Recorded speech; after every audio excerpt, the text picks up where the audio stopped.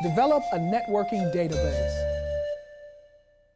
The first place to start networking is with people who know you well.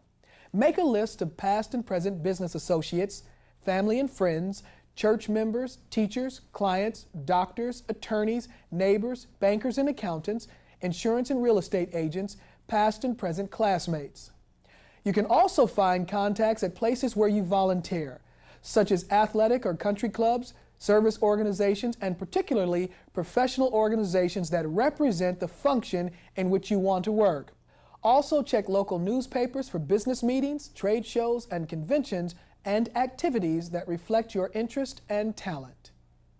Finally, prioritize this list starting with those who you believe are most likely to provide useful information. You are now ready to make your first networking call. Making the networking phone call.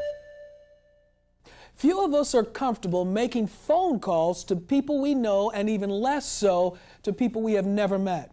Doing both is essential to networking success. Here we introduce you to a few techniques to make sure that you make the most of your phone call experience. First, plan your call by going through a great mental rehearsal. Determine what kind of information you will ask your contact for, rehearse what you will say, anticipate what your contact will say in response, as well as what you will say in response to predictable questions and objections. To maximize your success, use a three-step approach.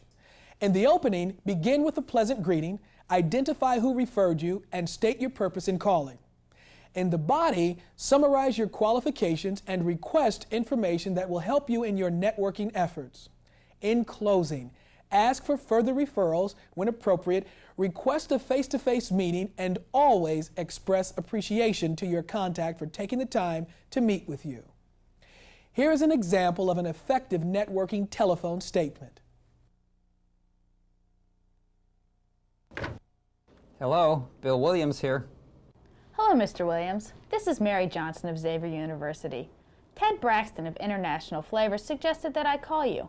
I'm pursuing a career in accounting, and Mr. Braxton said that you would have excellent insight into future trends in the public accounting field. And you are also president of your own firm. Do you have a few minutes to talk with me right now, or should I call back later? You may be asking yourself, why does this format work? First, it is friendly and positive. Second, by using a referral statement, it causes the listener to feel an obligation to help. Third, the caller asks for help that meet two criteria.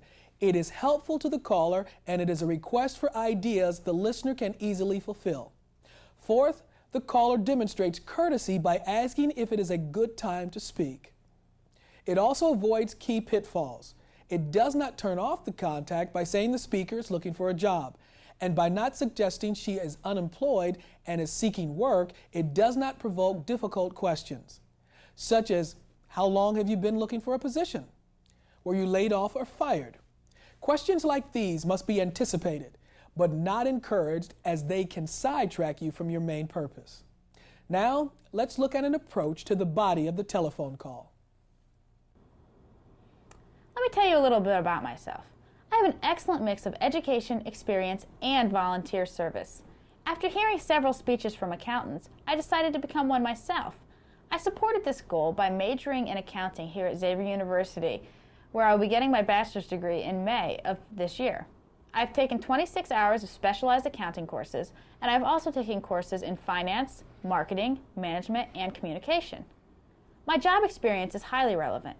I was a research assistant at Merrill Lynch, where I proved that I had the ability to find information from computer databases and explain it to our investment counselors. I am seeking information to help me find a position that will effectively leverage my excellent education and experience. As a professional, what trends and opportunities do you see in these areas? Also, could you think of the accountants you know and tell me who might be the most knowledgeable or have the best networking connections?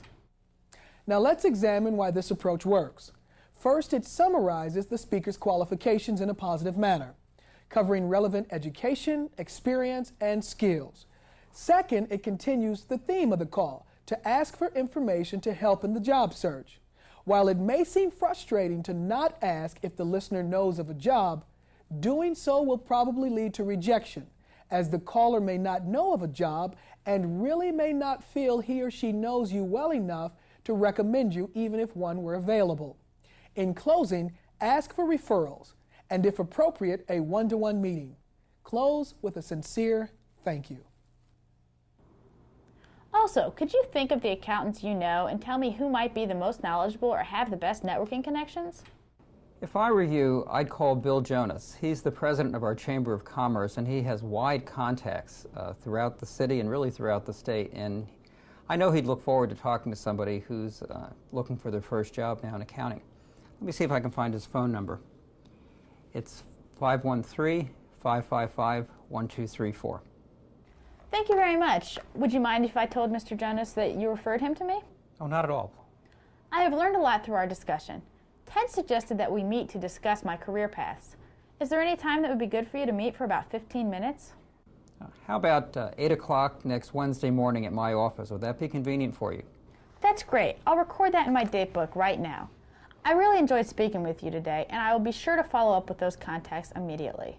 Also, if you don't mind, I'd like to send you some copies of my resume so that you and others who are interested can have a permanent reference. If you have any other ideas, please call, fax, or email me. The numbers are in my resume. Thanks a lot, and I appreciate the time you have spent with me today. I'll look forward to talking to you then. Thank you very much. I'll see you then. Bye. Why does this approach work? Well, first, it requests more contacts, which is a key objective of your call. And second, it secures a personal interview. And third, it ends on a gracious note, acknowledging your appreciation of the time and effort the contact expended on your behalf. To wrap up your discussion of the networking phone call, let's review the steps. In the greeting, open courteously, mentioning the name of your reference, stating the purpose of your call, and asking if it is a good time to speak. In the body, communicate your credentials and repeat your purpose in calling. To conclude, ask the contact for additional names and indicate how much you've learned from the conversation. Express your sincere appreciation for the time he or she has taken to speak with you. And be sure to follow up with a sincere thank you letter to the contact.